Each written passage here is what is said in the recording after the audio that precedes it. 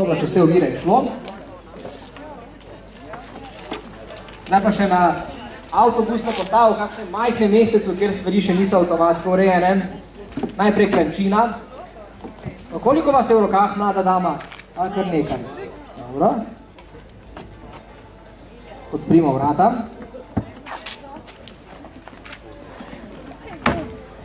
Prvej tun je rekla. Prvej tun.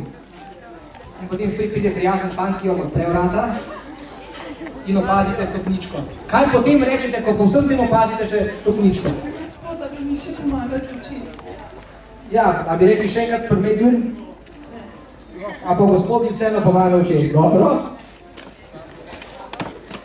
Ne moram biti čist. Ni potrebno čist. Poskusimo že v tem ostrem ovinku v desno. Brez pomoči naše asistentke. Tako. Še malo.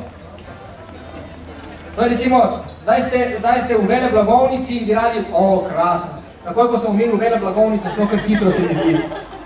Kako je bilo? Škol. Kaj vas ob vsem tem, bom rekel, najbolj fascinira? Ja, da ne moram posod prijeti na odbih hotela, ker res sem zelo mobilen človek in ne vem, res bogilo, da sem odlično lahko. Dobro, tole stopničko bova izpustila, pa poskušila še, kako nama gredo nagli ovinki v desno.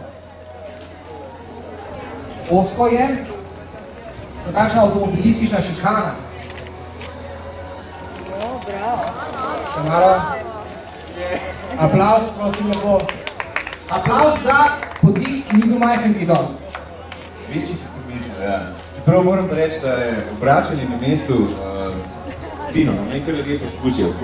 V določeni stvari se pa mobilnejši, se mi zdi, tako da se vrtiš 360 okrog svojega osi, to nam sicer razen paletnikom ne uspeva najbolj.